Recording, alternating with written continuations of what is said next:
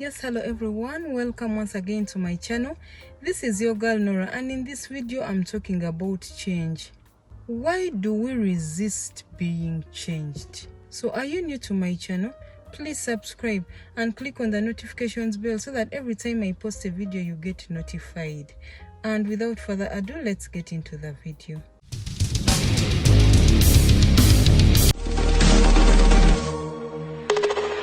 People don't resist change. People actually like change, but people don't want to be changed. That is why your wife or your husband wants to change. They want to wake up to be a better man. They want to one day be a better woman, but they don't want to be changed. I don't know if you understand me. They don't want to be changed. People like to welcome change in their lives and to live better lives. As long as it's not him or her changing. They want the change to come and fall on them, but not them changing.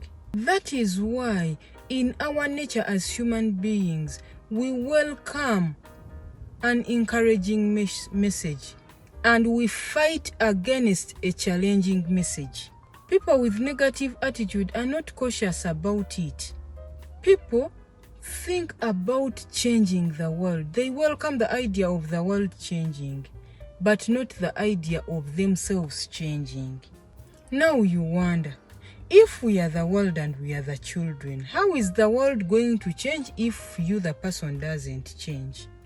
That is why, lady or gentleman, you have done everything in your power to change your wife or your husband, and they have failed. They don't want you to change them. We people don't like to take responsibility of our actions. We don't like to accept that the divorce was because of us. We don't want to accept that failure in marriage was caused by us. We don't want to accept that poverty is a result, not fate. Something that poverty is inherited. Something that poverty came from your descendants. It's in your bloodline. They don't want to accept that it's a result of their actions, of their decisions as human beings. We don't want to be reminded that it's God's will for us to be healthy and whole, because we feel like the person who is giving us the message, maybe the priest or the pastor or whoever, or the imam or whoever he is accusing us of not being godly or holy. We don't want to hear that most successful entrepreneurs started from scratch, because its reality reminds us of the dreams that we never pursued. We would rather blame it on God, that it's His will that we are broke, we are poor, we are broken. We would rather blame any supernatural power for our predicament, for our habits. We would rather blame our bosses and our superiors for firing us from our jobs for not performing well. And we would say, it's because of him that this happened to me. He doesn't appreciate, that guy is not grateful, that company sucks. We would rather blame it on them than accept and take on our full responsibility.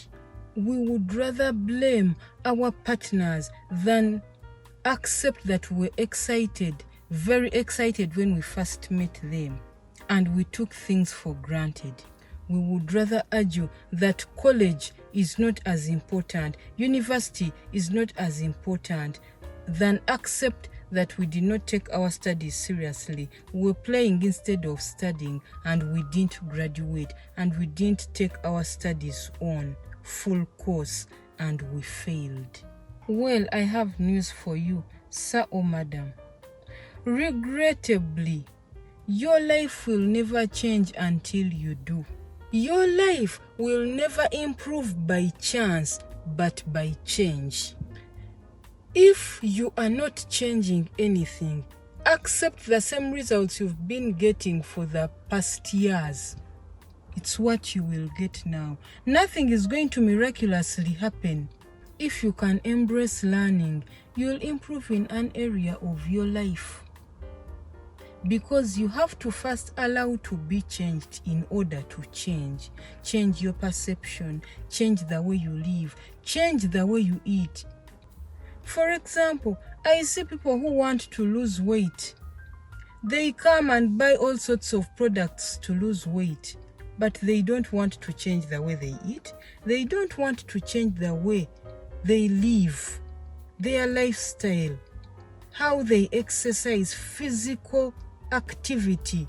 They don't want to change anything in their lifestyle, but they want to lose weight. They want to be more healthy. They want to have more confidence. Nothing is going to change if you don't change, my dear. And it happens both ways. Like Albert Einstein said, the measure of your intelligence is your ability to change. Thank you so much for watching my video. If you are new to my channel, please subscribe and click on the notifications bell so that every time I post a video, you get notified. If you'd like to book any of our counseling sessions, go to noraarake.com/booking. I'm dressed by Faith Peters. You can follow her on Instagram and Facebook. Follow her page. It's Faith Peters. Thank you. I love you. See you in the next video. Bye.